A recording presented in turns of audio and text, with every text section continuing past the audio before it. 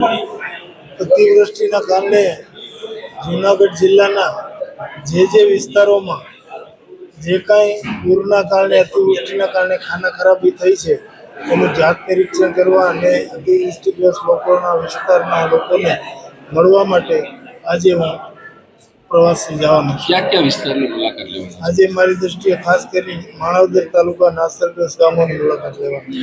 સમસ્યાનું સમાધાન શા માટે નથી આવી રહ્યું? દર વખતે આ પ્રકારના જ વાત રિપીટ થાય છે. આ પ્રશ્નનો કાયમી ધોરણે નિકાલ આવે એના માટે માનનીય મુખ્યમંત્રીશ્રીએ જરૂરી સૂચનાઓ આપી છે. કારણ કે આ પ્રશ્ન વર્ષો જૂનો છે એટલે એને હલ કરતાં પણ સમય લાગે. એનું સર્વે થાય, અને સર્વે થયા પછી એની આખી કામગીરી મંજૂર થાય પછી કામ આગળ વધે. પણ એક વસ્તુ નક્કી છે કે રાજ્ય સરકાર આ દર વર્ષે ઘેડમાં જે પરિસ્થિતિ ઊભી થાય ચોમાસાની સિઝનમાં એ પરિસ્થિતિનો કાયમી ઉકેલ આવે એ દિશામાં કાર્ય કરવા માટે મક્કમ રીતે આગળ વધી રહી છે. અત્યારે શું ચર્ચા થઈ? તમે સ્થાનિક કઈ નેતાઓ? અત્યારે તમે જિલ્લા પંચાયતના પદાધિકારીઓ, તાલુકા પંચાયતના પદાધિકારીઓ અને અમારા સંગઠનના આગેવાનો બધા સાથે પોતપોતાના વિસ્તારમાં પૂરગ્રસ્ત વિસ્તારોના જે પ્રશ્નો છે એની જાણકારી મેળવી અને બપોર પછી અધિકારીઓ સાથે મિટિંગમાં જિલ્લા કક્ષાને લગતા જે પ્રશ્નો છે એની અમે એની પાસે યાદી કરાવીશું. સરકારને લગતા જે પ્રશ્નો છે એ રાજ્ય સરકારમાં હું મારી રીતે સબમિટ. આ પ્રશ્ન આજનો નથી. જ્યારથી ખેડમાં વસવાટ શરૂ થયો ત્યારથી લઈને આજ સુધી જિલ્લાની તમામ નદીઓના પાણી ખેડ પંથકમાં દર ચોમાસે ફરી વળે છે.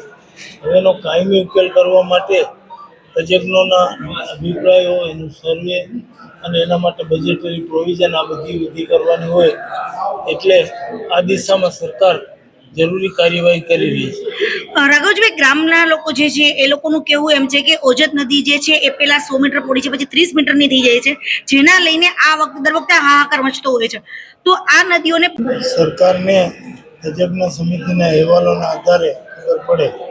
હવે જ્યારે આનો સર્વે થયો છે અથવા થવાનું છે ત્યારે આ બધી પરિસ્થિતિનો એમાં સમાવેશ થઈ જશે અને એના આધારે આગળની કાર્યવાહી નક્કી થશે.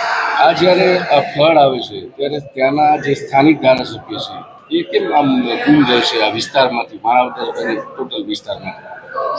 દરેક ધારાસભ્યો પોતપોતાની રીતે પોતાના વિસ્તારમાં આવી કોઈ કુદરતી આફતો આવતી હોય ત્યારે લોકોને સાંત્વના આપવા અને જરૂરી મદદરૂપ થવા માટે તત્પર હોય જ છે.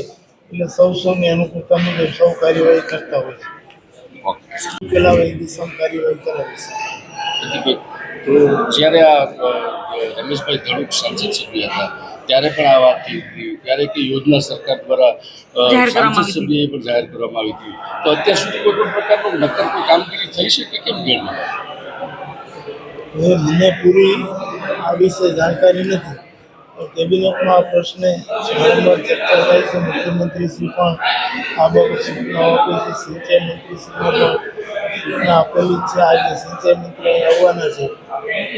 વધારાની એના અંગેની જે કંઈ કાર્યવાહી થઈ હોય એના ખાતા છે એની પણ જાણકારી મળી શકશે. આજે ચર્ચા કરવાનો છે આ વિષય.